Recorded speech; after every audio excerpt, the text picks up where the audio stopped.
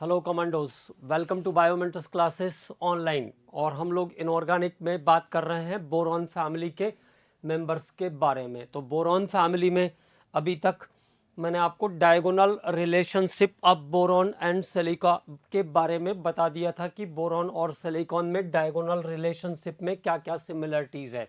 दोनों non metallic character रखते हैं, दोनों की इलेक्ट्रोनेगेटिविटी ऑलमोस्ट सेम होती है, दोनों में कैटायन बनाने की टेंडेंसी नहीं होती है, दोनों मेटल्स के साथ रिएक्ट करते हैं, मैग्नीशियम के साथ रिएक्ट करते हैं दोनों।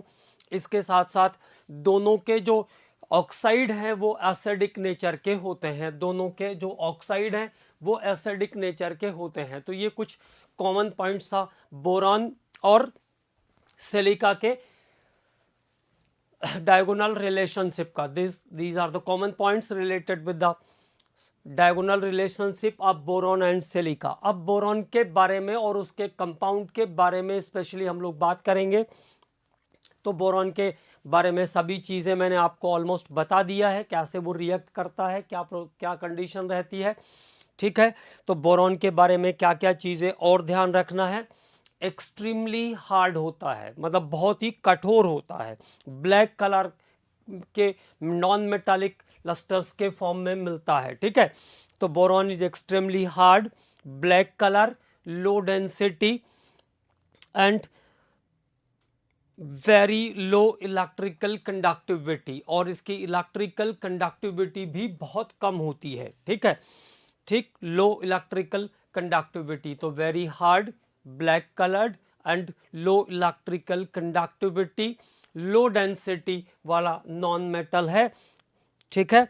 और 4 एलोट्रोफिक फॉर्म मिलते हैं इसके एलिमेंट, ठीक है। तो बोरॉन के 4 जो है वो एलोट्रोफिक फॉर्म, डिफरेंट एलोट्रोफिक फॉर्म एग्जिस्ट करते हैं। 4 different allotropes of boron may be obtained under different condition। 4 allotropes इसके बनाए जा सकते हैं अंडर डिफरेंट कंडीशंस, ठीक है। और इन ये जो एलोट्रॉप्स होते हैं ये इसके आइकोसाहेड्रॉन पे होते हैं। आइकोसाहेड्रॉन वाले एलोट्रॉप्स रहते हैं जिसमें 20 faces, 12 corners, 20 faces, 12 corners, 30 edges present रहती है, 30 एजेस प्रेजेंट रहती है, ठीक। तो कुछ इंपॉर्टेंट चीज़ें बोरॉन से रिलेटेड। अब बोरॉन के बाद इसके कंपाउंड्स के बारे में हम लोग बात करेंगे। इसके कंपाउंड्स जो है बहुत इंपॉर्टेंट हैं, तो वन बाय वन इसके कंपाउंड के बारे में हम बात करते हैं और उसमें क्या क्या इंपॉर्टेंट है किस कंपाउंड में। तो सबसे पहले हम बात करेंगे बोरेक्स के बारे में। First of all borax, borax को ध्यान रखना है, ऑल्सो कॉल्ड बोरेक्स को टिंकल भी कहते हैं। Borax is also called tinkle और सुहागा, हिंदी में इसको सुहागा भी कहते हैं बोरेक्स को, ठीक है। सुहागा भी कहते हैं बोरेक्स को। तो borax is also called tinkle और सुहागा, ठीक। ये बोरेक्स के कुछ और अदर नेम्स है। अब बोरेक्स के बारे में अगली जो बात हम लोग करेंगे बोरेक्स के बारे में वो इसके स्ट्रक्चर से रिलेटेड। तो बोरेक्स जो कॉमन बोरेक्स होता है, जिसको हम कॉमन बोरेक्स कहते हैं, उसका पहले फॉर्मूले पे ही बात कर लेते हैं क्योंकि फॉर्मूला इसका बहुत इंपॉर्टेंट है, ठीक है ना। तो बोरेक्स का जो सबसे कॉमन फॉर्मेट है, कॉमन फॉर्मूला ऑफ बोरेक्स जो है वो क्या है, Na2B4O7.10 वाटर, Na2B4O7.10H2O, ये बोरेक्स का कॉमन फॉर्मूला है। .10 वाटर मॉलिक्यूल्स, मतलब डेकाहाइड्रेटेड रहता है, इट मींस इट इज डेकाहाइड्रेटेड। तो Na2B4O7.10 वाटर। और कैसे लिख पाते हैं इसको, वो भी एक्सप्रेशन देख लीजिए, क्योंकि अलग अलग बुक्स में अलग अलग तरीके से भी लिखा रहता है, तो कई बार कंफ्यूजन होने लगता है कि क्या लिख दिया बुक ने, इसलिए और कैसे लिखते हैं उसकी भी बात कर लेते हैं। तो Na2 के साथ B4 O5 B4 O5 OH का whole 4 OH whole 4 dot 8 water. तो ऐसे भी हम इसको एक्सप्रेस करते हैं, इसको ऐसे भी लिखा जा सकता है। ठीक है, तो पहली बात तो बोरेक्स का स्ट्रक्चर बहुत इंपॉर्टेंट है। Na2B4O7.10 वाटर इसका फॉर्मूला, इसको हम Na2B4O5OH4.8 वाटर के फॉर्म में भी एक्सप्रेस करते हैं। तो .8 वाटर के फॉर्म में भी हम इसको लिख सकते हैं। तो ये एक इंपॉर्टेंट पॉइंट है बोरेक्स से रिलेटेड। अब इसके स्ट्रक्चर के बारे में बात करते हैं। मैंने आपसे बताया कि इसके स्ट्रक्चर को हमको ध्यान रखना होगा, इसका स्ट्रक्चर बहुत इंपॉर्टेंट है। ठीक है, तो कैसा स्ट्रक्चर बनता है Na2B4O7.10 वाटर का, उसके बारे में हम लोग बात करेंगे। अब तो देखो, मैं अपने पेन का कलर चेंज कर लेता हूं क्योंकि हम लोग ब्लू कलर से लिखते हैं। तो देखो BOH, इसके बाद ऑक्सीजन, इस तरीके से बोरेक्स का स्ट्रक्चर ड्रॉ होना शुरू हुआ है ना। तो ऑक्सीजन के बाद आ जाएगा एक और बोरॉन, ऑक्सीजन के बाद एक और बोरॉन, एक ऑक्सीजन, उसके बाद एक और बोरॉन, यहाँ पे ऑक्सीजन के बाद एक और बोरॉन, उसके बाद बीच में ऑक्सीजन, एक और बोरॉन। ठीक, तो ये नॉर्मल स्ट्रक्चर की हम बात कर रहे हैं बोरेक्स के। अप एंड डाउन दोनों तरफ एक एक OH ग्रुप आ गया, और साइड वाले भी जो है वो OH ग्रुप से कनेक्टेड है। साइड वाले बोरॉन भी OH ग्रुप से कनेक्टेड है, साइड वाले बोरॉन भी OH ग्रुप से कनेक्टेड रहते हैं। ठीक है, तो यहाँ तक की बात क्लियर। चारों बोरॉन के जो साइड्स हैं, अपर साइड पे सब में एक एक OH बॉन्ड लगा हुआ है। और जो इंटरमीडिएट, जो अप एंड डाउन वाले दो बोरॉन हैं, इनके बीच में एक ऑक्सीजन और प्रेजेंट होती है, इनके बीच में एक ऑक्सीजन और प्रेजेंट होती है। तो ये जो दो बोरॉन हैं हमारे पास, अप एंड डाउन वाले जो दो बोरॉन हैं, ये एक sp3 हाइब्रिडाइज्ड है। देखिए 1 2 3 4 सिग्मा, और ये भी कैसा है, sp3 हाइब्रिडाइज्ड है। तो दो बोरॉन तो इसके हमारे पास sp3 हाइब्रिडाइज्ड है। दो बोरॉन कैसे हैं, sp3 हाइब्रिडाइज्ड हैं, और इनके पास एक OH के एक्स्ट्रा होने के कारण एक एक नेगेटिव चार्ज भी है। और दो बोरॉन हमारे पास कैसे हैं, यहाँ पे sp2 हाइब्रिडाइज्ड हैं। तो दो बोरॉन sp3 हाइब्रिडाइज्ड होते हैं, दो बोरॉन इसमें sp2 हाइब्रिडाइज्ड होते हैं, दो बोरॉन sp2 हाइब्रिडाइज्ड होते हैं। और यहाँ पे आ जाएगा आपका सोडियम पॉजिटिव बाहर की तरफ Na2 और .8 वाटर। तो ये बोरेक्स, कॉमन बोरेक्स जो है Na2B4O7.10 वाटर के फॉर्म में जो रहता है, उसका स्ट्रक्चर है ये। तो Na2 और ये हो गया आपका BH B5OH4.8 वाटर वाले नॉर्मल बोरॉन का स्ट्रक्चर। तो दो बोरॉन इसके sp3 हाइब्रिडाइज्ड हैं, और दो बोरॉन इसमें sp2 हाइब्रिडाइज्ड होते हैं। पहली बात तो ये ध्यान रखना है। ठीक, अब बात करते हैं आगे के हिस्से पर। तो ये तो हो गया इसके अबाउट द स्ट्रक्चर। स्ट्रक्चर के बाद नॉर्मल बोरेक्स का स्ट्रक्चर हो गया आपके पास। ठीक है, अब आगे के हिस्से पर बात करते हैं। तो क्या क्या चीजें किसमें आपको ध्यान रखना है, इसमें आपको क्या क्या चीजें ध्यान रखना है। प्रिपरेशन ऑफ बोरेक्स की बात कर लेते हैं, कैसे बनाएंगे। तो preparation of borax, how to borax prepared, borax को हम कैसे ले सकते हैं। तो सबसे इंपॉर्टेंट चीज क्या थी, स्ट्रक्चर Na2B4O7.10 वाटर का स्ट्रक्चर, जिसमें दो बोरॉन sp3 हाइब्रिडाइज्ड हैं और दो बोरॉन sp2 हाइब्रिडाइज्ड हैं। ये बात क्लियरली ध्यान में रखना है। ठीक, अब हाउ टू प्रिपेयर, तो पहला मेथड है फ्रॉम कोलेमेनाइट, फ्रॉम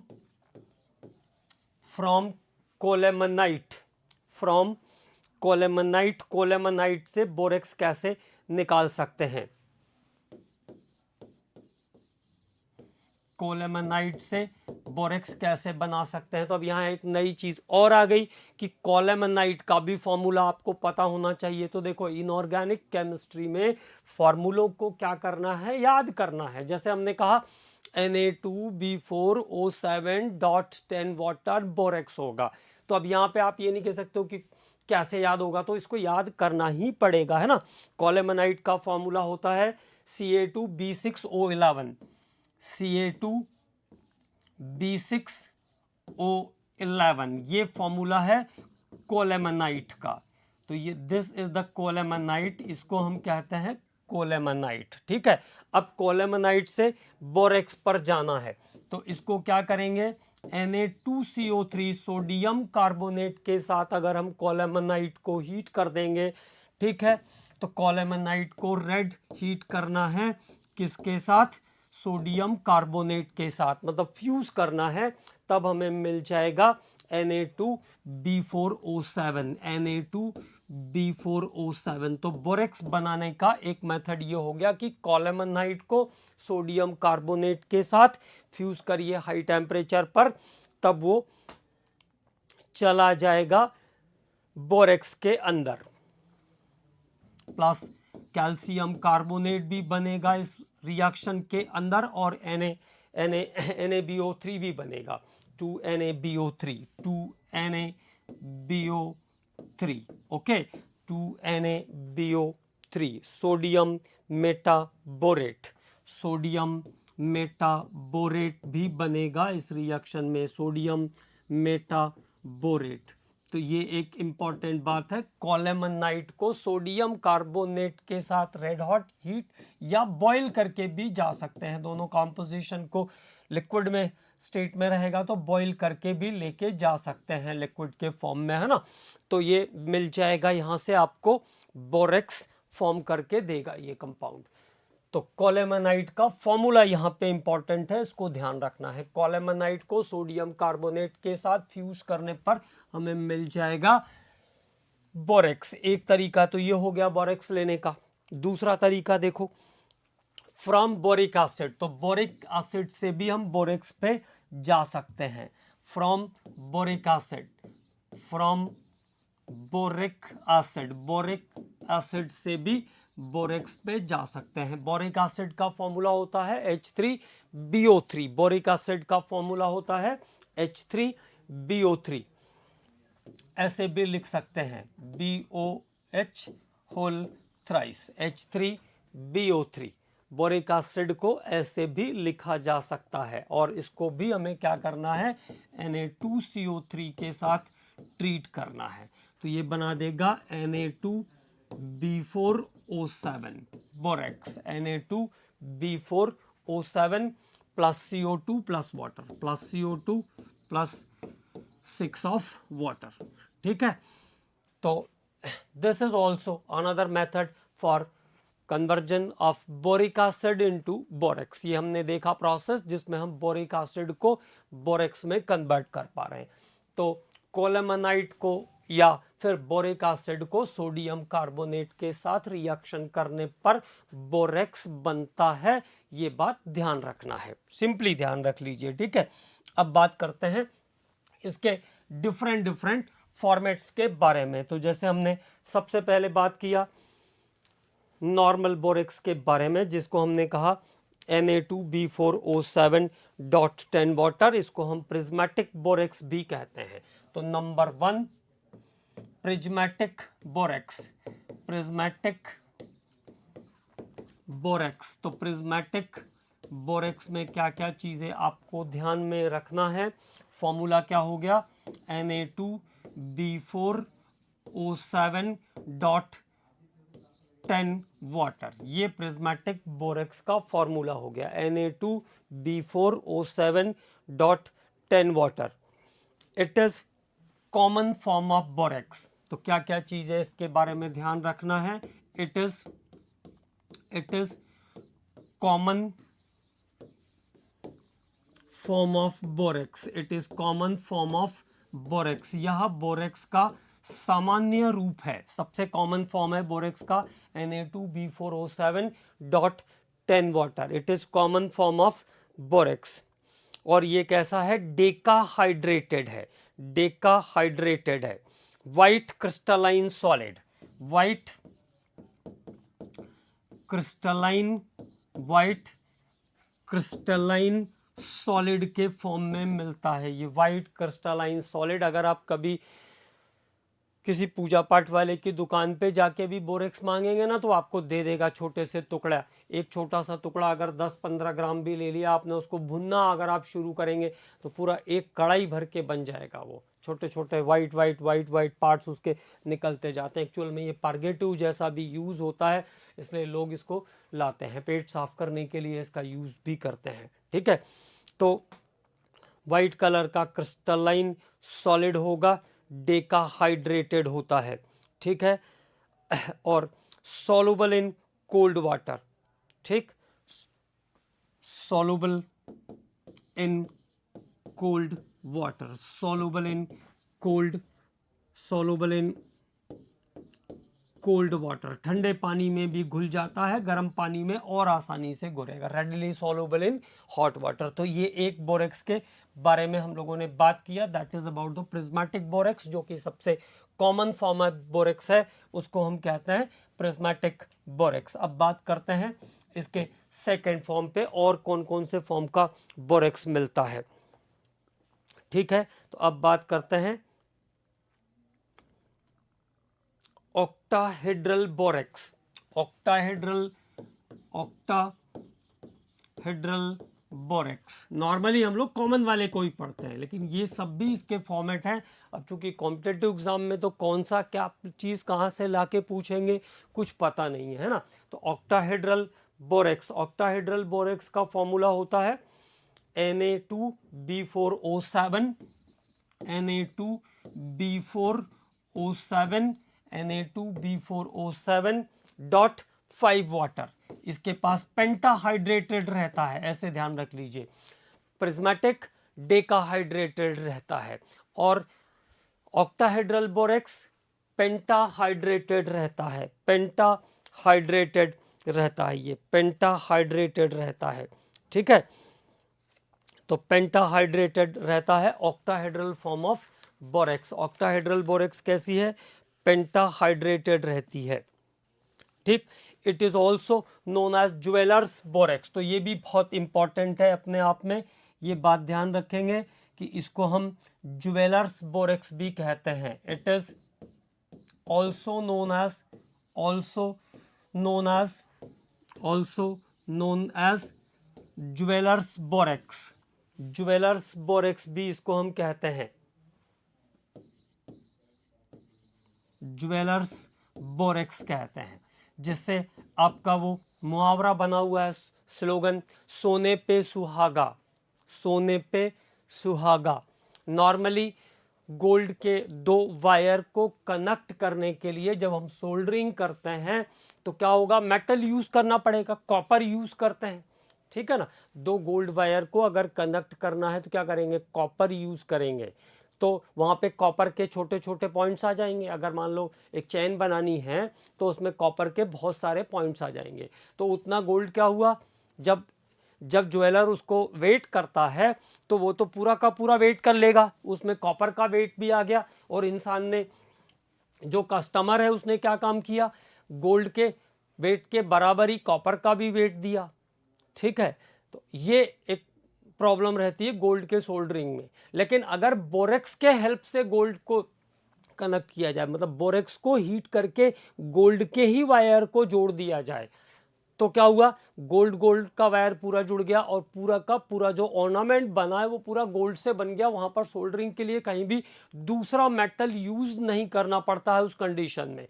ठीक है, तो ये एडवांटेज है बोरेक्स का कि ये गोल्ड के दो वायर को कनेक्ट कर देता है विदाउट सोल्डरिंग, उसी को हीट करके मेल्ट करके जोड़ देगा। ठीक है, तो यहाँ पे जो पूरी ज्वेलरी बनी वो पूरी किसकी है, गोल्ड की है। ठीक, तो ये इसलिए वो मुहावरा बना हुआ है, सोने पे सुहागा। ठीक है ना, तो ये है ज्वेलर्स बोरेक्स, इसको ज्वेलर्स बोरेक्स कहते हैं। अब एक और एनहाइड्रस बोरेक्स, एनहाइड्रस बोरेक्स की भी बात कर लेते हैं। तो तीसरा जो बोरेक्स है उसको हम कहते हैं एनहाइड्रस बोरेक्स। और एनहाइड्रस बोरेक्स मतलब अब इसमें पानी नहीं रहेगा, तो Na2B4O7, Na2B4O7 is called anhydrous borax.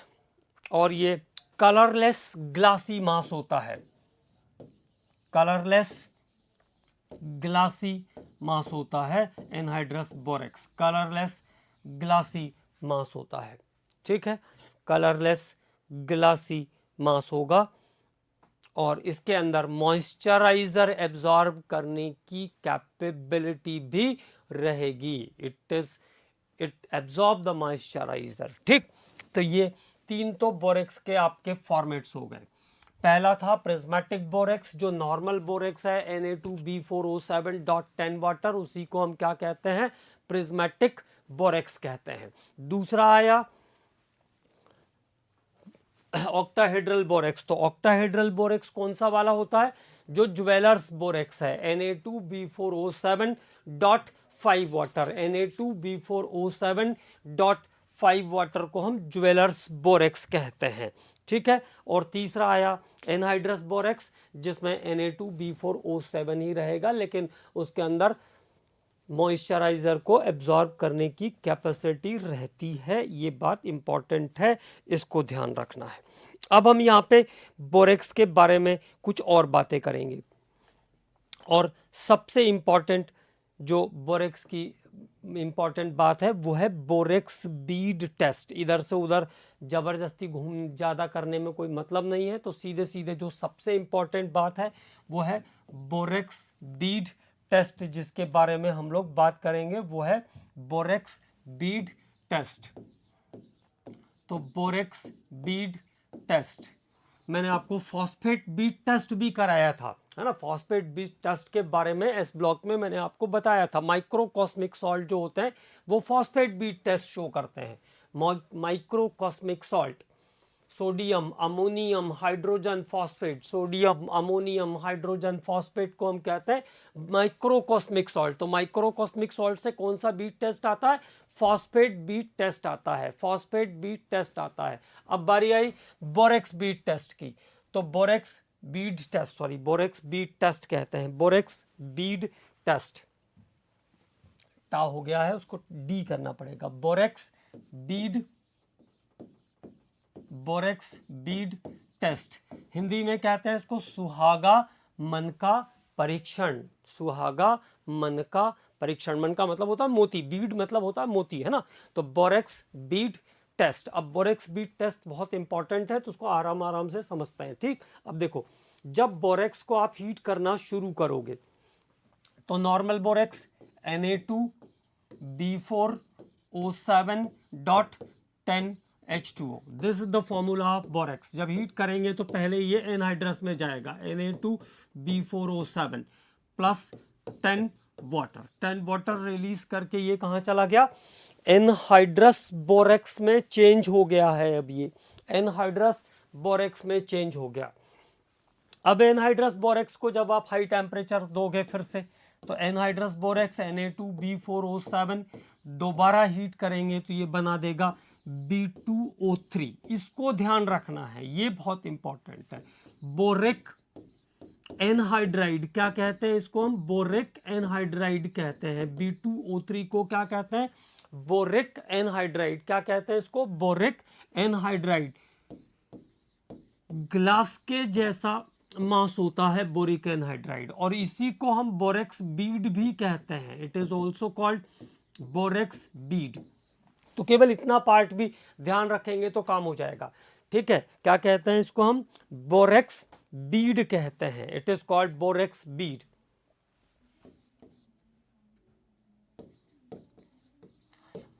और मेटाबोरेट बनाएगा वो एक अलग बात है, बट आप ये ध्यान रख लो कि बोरेक्स को जब हम हीट करते हैं तब ये बनाता है B2O3, boric anhydride. Boric anhydride जो कि ग्लास के जैसा मास होता है। और इस बोरेक्स बीड का यूज हम करते हैं बोरेक्स बीड का जो ग्लासी मास है B2O3, जिसको हमने कहा B2O3, और क्या कहते हैं इसको हम बोरेक्स बीड कहते हैं, borax Beed, borax bead used to detect used to detect the inorganic salt, used to detect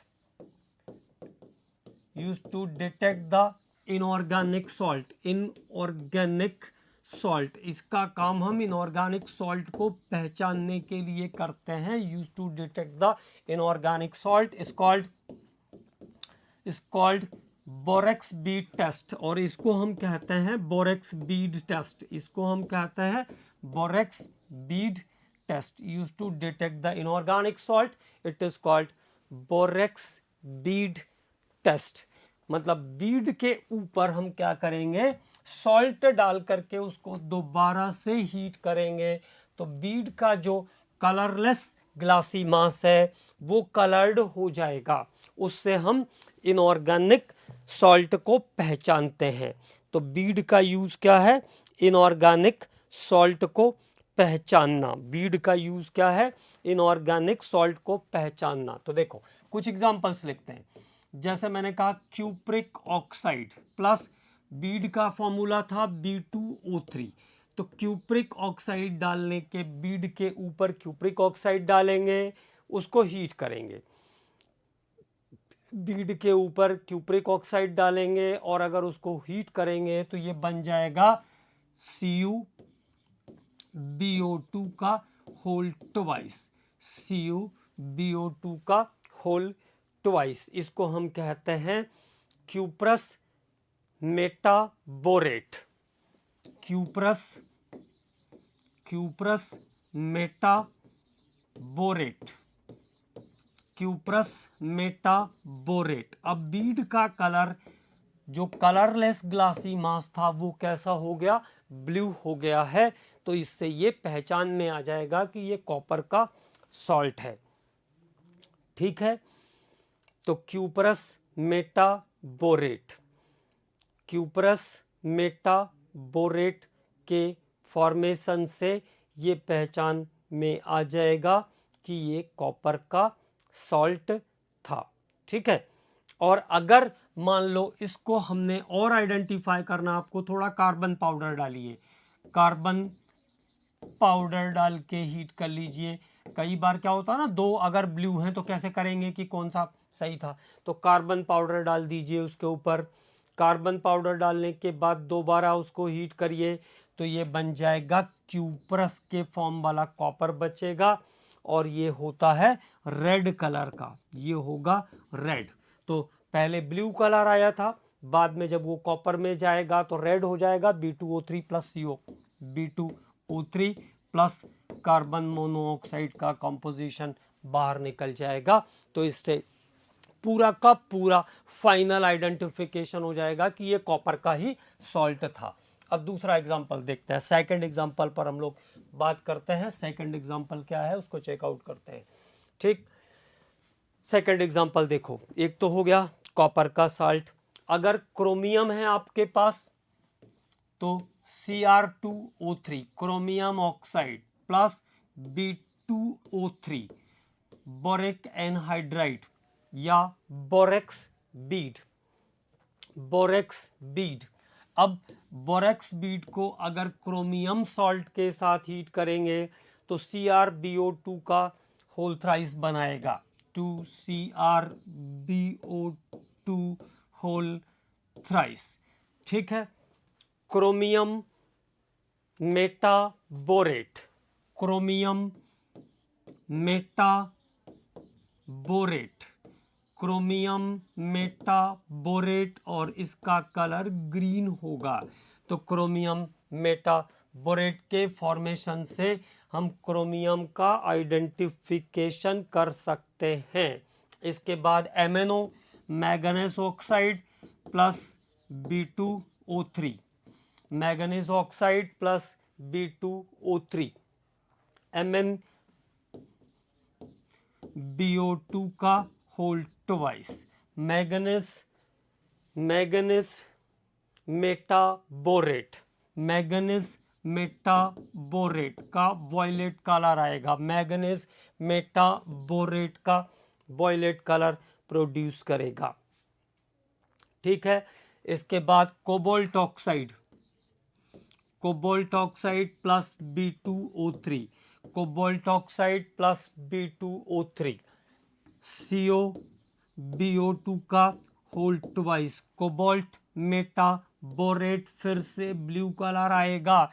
तो कोबाल्ट और कॉपर ऑक्साइड दोनों में ब्लू कलर आया था। कॉपर का जो कंपाउंड बना, अगर उसको आप कार्बन पाउडर के साथ ट्रीट कर दोगे तो वो रेड हो जाएगा, उससे आइडेंटिफाई हो जाएगा। ठीक है, कोबाल्ट मेटाबोरेट ब्लू। उसके बाद निकल ऑक्साइड NiO प्लस B2O3, तो यहाँ से कंपाउंड मिल जाएगा NiBO2 होल ट्वाइस, निकल मेटाबोरेट। और निकल मेटाबोरेट का जो कलर होगा, निकल मेटाबोरेट का जो कलर होगा वो है ब्राउन।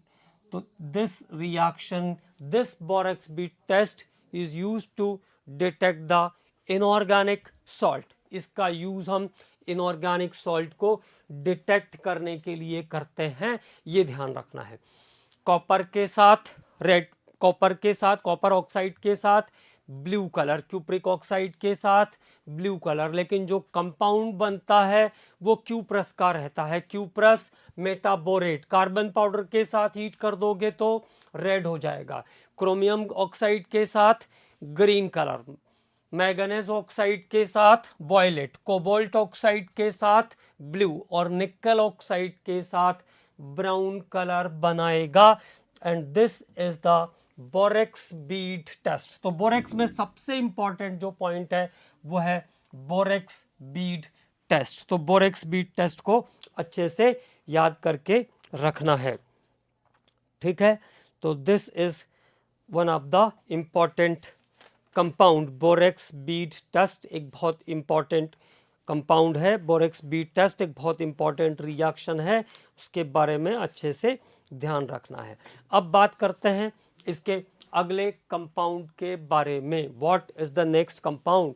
तो बोरिक एसिड, अगला जो कंपाउंड जिसके बारे में हम बात करने वाले हैं वो है बोरिक एसिड, बोरिक एसिड।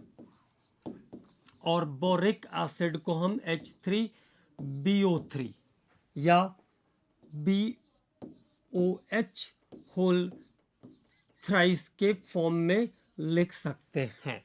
ठीक है, BOH होल थ्राइस के फॉर्म में हम इसको लिख सकते हैं बोरिक एसिड को। अब बात करते हैं how to prepare the boric acid, कैसे बनाते हैं बोरिक एसिड को।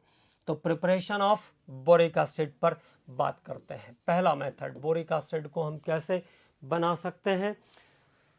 तो डाइबोरेन को वाटर के साथ ट्रीट कर दीजिए। Diborane, diborane with water, diborane with water, B2H6 is the formula of diborane. Diborane को H2O के साथ ट्रीट कर दीजिए। तो डाइबोरेन H2O के साथ ट्रीट कर देंगे तो बन जाएगा boric acid, BOH whole thrice, BOH whole thrice. 6 और 2 8 और यहाँ पे 8, तो बचा क्या फिर? Borax B2H6 plus H2O, B2H6 plus H2O, तो BOH होल थ्राइस।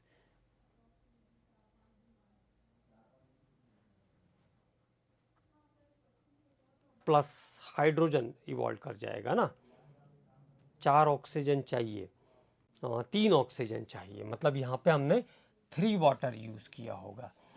तो 6, 3 और 6, तो 6 ऑफ H2 रिमेनिंग रह जाएगा। तो एक रिएक्शन ये हो गया कि B2H6 को हम क्या करें, डाइबोरेन को हम ट्रीट कर दें वाटर के साथ। दूसरा बोरॉन नाइट्राइड, इसको BN कहते हैं, बोरॉन नाइट्राइड को अगर हम वाटर के साथ ट्रीट कर दें, बोरॉन नाइट्राइड विथ वाटर, तब भी बन जाएगा BOH whole thrice, BOH whole thrice plus ammonia gas बन जाएगी यहाँ पे। तो BOH होल थ्राइस इस तरीके से भी बना सकते हैं। तो दो मेथड हो गए बोरिक एसिड को प्रिपेयर करने के, two different method for preparation of boric acid. अगले मेथड पर बात करते हैं हम, नेक्स्ट मेथड और क्या क्या हो सकता है उसके बारे में बात करते हैं। तो अगला मेथड है, next method, from borax, how to convert borax in boric acid. तो फ्रॉम बोरेक्स, बोरेक्स को भी हम बोरिक एसिड में कन्वर्ट कर सकते हैं। फ्रॉम बोरेक्स, फॉर्मूला बोरेक्स का Na2B4O7, Na2B4O7 को हम कहते हैं बोरेक्स। अब सल्फ्यूरिक एसिड या सल्फ्यूरिक एसिड से ट्रीट कर दो या HCl के साथ ट्रीट कर दो, तो H2SO4 plus 5 of water, H2SO4 और वाटर के साथ या HCl और वाटर के साथ ट्रीट करके हम जा सकते हैं। Na2SO4 और 4 मॉलिक्यूल्स ऑफ H3BO3। तो बोरिक एसिड बनाने के लिए हम बोरेक्स को भी यूज कर सकते हैं।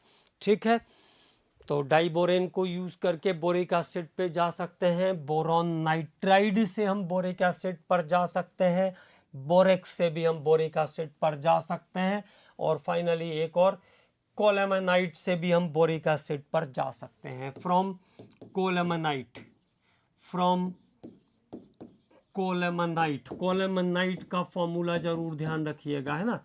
कोलेमेनाइट का फॉर्मूला याद रखना है, Ca2B6O11। तो from colemanite Ca2B6O11, this is the formula of colemanite. तो कोलेमेनाइट से बोरिक एसिड पर जाना है। कोलेमेनाइट से बोरिक एसिड पर जाने के लिए क्या फंक्शन करेंगे, सल्फर डाइऑक्साइड गैस और वाटर के साथ इसको बॉईल करेंगे, पाउडर्ड फॉर्म में लेने के बाद सल्फर डाइऑक्साइड गैस पास करेंगे। ठीक है,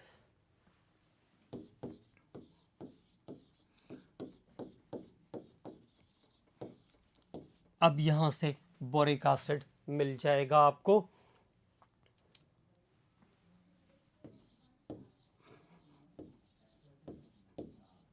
तो ये आ गया बोरिक एसिड। कोलेमेनाइट को सल्फर बारीक पीस लेंगे, पीसने के बाद उसमें सल्फर डाइऑक्साइड गैस को सॉल्यूशन के अंदर से पास करेंगे।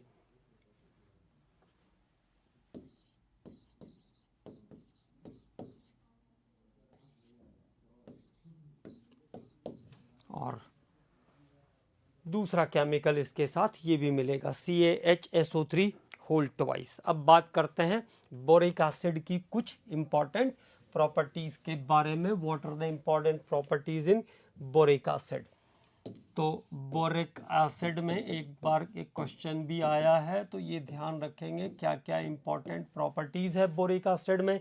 Number 1, white crystalline solid, white crystalline solid, soft and सोपी टच। वाइट क्रिस्टलाइन सॉलिड मतलब सफ़ेद क्रिस्टली ठोस होता है, ठीक है, और सोपी टच होता है मतलब साबुन के जैसा चिकना होता है, सोपी टच वाला कंपाउंड है। Boric acid slightly soluble in cold water but Fairlie soluble in hot water. गर्म ठंडे पानी में कम घुलनशील होता है, जबकि गर्म पानी में पूर्ण रूप से घुल जाता है। ठंडे पानी में कम घुलनशील होता है, जबकि गर्म पानी में पूर्ण रूप से घुल जाता है। तो ये एक इसकी इम्पॉर्टेंट बात है, इसको ध्यान रखेंगे।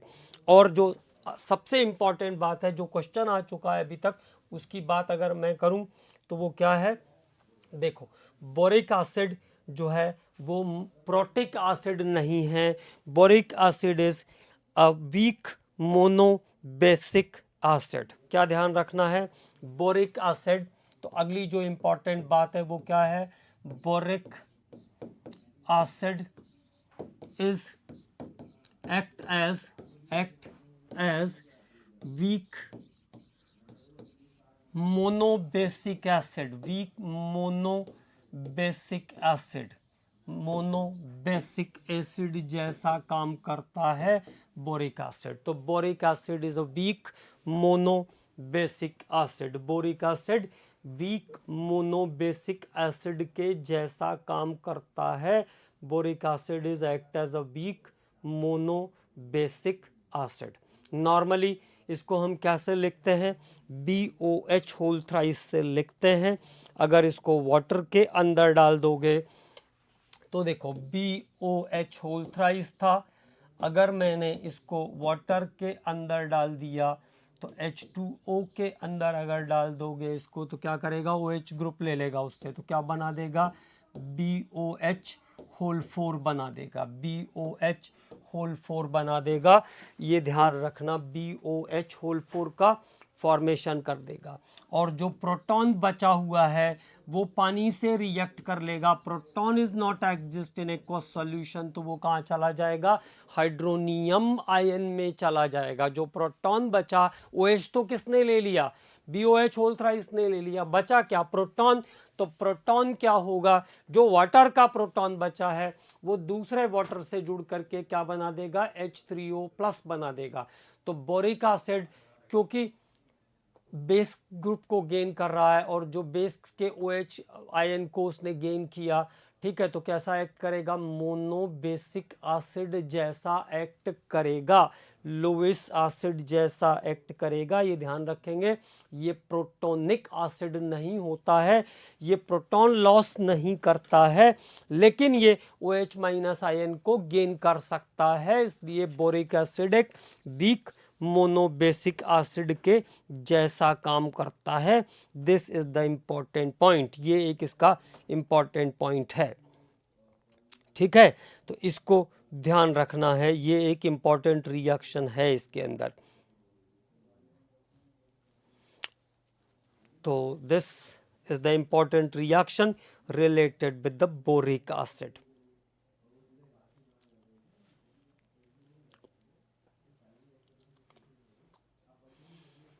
और अगर मैं बोरिक एसिड के इसके बाद स्ट्रक्चर के बारे में बात करूं तो what is about the structure of boric acid? तो देखो BOH होल थ्राइस के फॉर्म में है ये, BOH होल थ्राइस। तो मैं इसको ऐसे लिख सकता हूं, इसके पास 3 सिग्मा बॉन्ड है, तो ये कैसा है? sp2 हाइब्रिडाइज्ड, और इसके पास 2 सिग्मा बॉन्ड और 2 लोन पेयर है, तो OH ग्रुप इसके कैसे हैं? sp3 हाइब्रिडाइज्ड हैं, ठीक है। OH ग्रुप वाला हिस्सा कैसा है? sp3 हाइब्रिडाइज्ड है, ठीक। और बोरिक एसिड का B वाला जो हिस्सा है वो sp2 हाइब्रिडाइज्ड है। तो OH वाला हिस्सा sp3 और बोरॉन वाला हिस्सा sp2 हाइब्रिडाइज्ड है, ठीक है। अब इसके बाद हम बात करेंगे बोरॉन हाइड्राइड के बारे में। तो अगला जो टॉपिक है हमारा वो है बोरॉन हाइड्राइड। नेक्स्ट टॉपिक जिस पे हम बात करेंगे वो है बोरॉन हाइड्राइड। तो अगला टॉपिक लेते हैं बोरॉन हाइड्राइड। बोरॉन हाइड्राइड, और बोरॉन हाइड्राइड का मतलब आप समझते ही हैं, हाइड्रोजन के साथ जब कोई मेटल या नॉन मेटल कंपाउंड बनाता है तब हम उसे कहते हैं हाइड्राइड। सिंपली हम ऐसा कह सकते हैं binary compound of boron and hydrogen. Binary compound of boron and hydrogen. Binary compound of boron and hydrogen. Binary compound of boron and hydrogen. Boron और हाइड्रोजन के संयोग से बनने वाले कंपाउंड को हम क्या कहते हैं? बोरॉन हाइड्राइड कहते हैं। Binary compound of boron and hydrogen is called boron hydride, is called boron hydride, is called boron hydride. तो बोरॉन और हाइड्रोजन के कॉम्बिनेशन से बनने वाले जो कंपाउंड हैं उसको हम क्या कहते हैं? बोरॉन हाइड्राइड कहते हैं। It is called boron hydride, ठीक है। और बहुत सारे टाइप के हाइड्राइड का फॉर्मेशन होता है, और हाइड्राइड्स जो होते हैं, बोरॉन हाइड्राइड जो होते हैं, ये 2 टाइप में डिवाइडेड होते हैं। बोरॉन हाइड्राइड की 2 क्लासेस होती है, तो उनके बारे में हम बात कर लेते हैं। बोरॉन हाइड्राइड कॉमनली जो है वो 2 टाइप के होते हैं। One of the BnHn+4 series, जैसे एल्केन लिखते हैं ना हम CnH2n+2, वैसे ही BnHn+4 सीरीज के हाइड्राइड, और दूसरा होता है BnHn+6, BnHn+6 सीरीज के हाइड्राइड। तो 2 टाइप में बोरॉन हाइड्राइड को हम क्लासिफाई कर सकते हैं, BnHn+4 और BnHn+6। BnHn+4 series is also known as nidoborane, इसको हम नीडोबोरेन कहते हैं, नीडोबोरेन also called nidoboren, or BnHn+6 series is called archinoboren.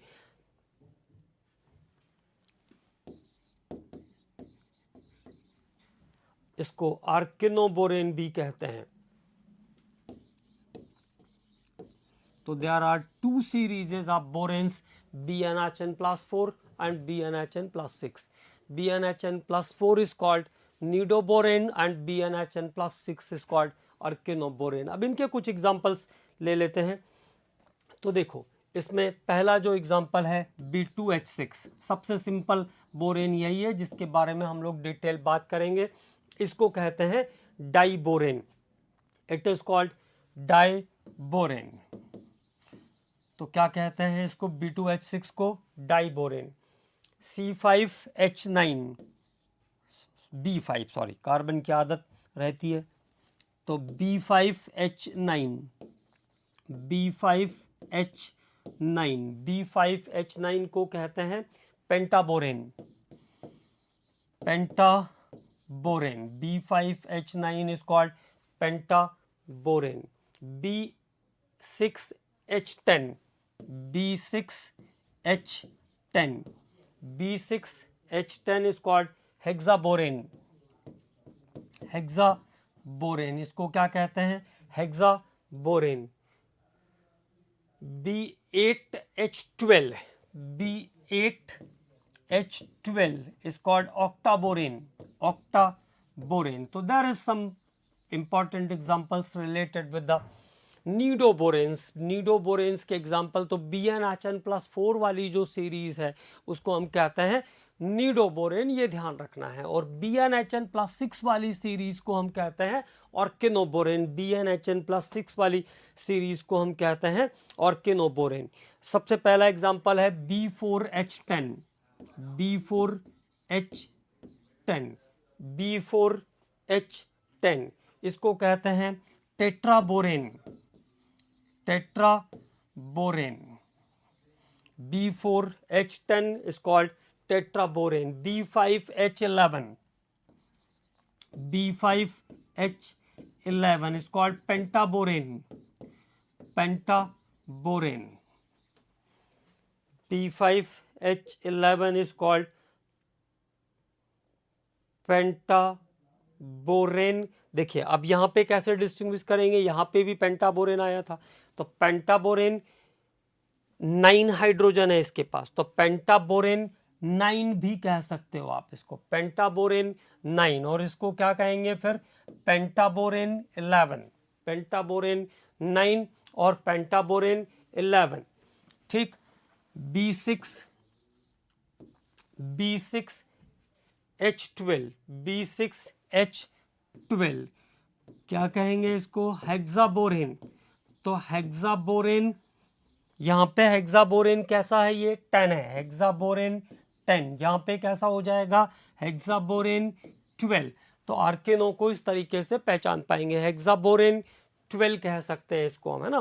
तो ये डिस्टिंग्विश करने का तरीका बताया मैंने आपको कि कैसे डिस्टिंग्विश करेंगे। तो हेक्सा जिसमें जितने हाइड्रोजन है उसके बेस पे, जैसे दोनों में हेक्साबोरेन हेक्साबोरेन है, तो हेक्साबोरेन इसको क्या कहेंगे, हेक्साबोरेन 10, और इसको क्या कहेंगे, हेक्साबोरेन 12 हाइड्रोजन है तो उसको कहेंगे हेक्साबोरेन 12। ठीक है, तो this is about the classification of the बोरेन्स। ये बोरेन्स का क्लासिफिकेशन है, 2 क्लासेस है बोरेन्स की, नीडोबोरेन और आर्किनोबोरेन। BnHn+4 वाले को हम कहते हैं नीडो, BnHn+6 वाले को कहते हैं आर्किनोबोरेन। ठीक, अब इसके बाद अगले लेक्चर में बोरेक्स के बोरेन के प्रिपरेशन, बोरेन की प्रॉपर्टीज, बोरेन के स्ट्रक्चर के बारे में, B2H6 के बारे में हम लोग डिटेलिंग करेंगे और उसके बाद फिर बात करेंगे एल्यूमिनियम के कंपाउंड्स के बारे में। एल्यूमिनियम से रिलेटेड जो कंपाउंड है उनको स्टार्ट करेंगे उसके बाद। ठीक है, तो नेक्स्ट लेक्चर में बात करेंगे बोरेन्स के प्रिपरेशन और उसके कंपाउंड्स के बारे में।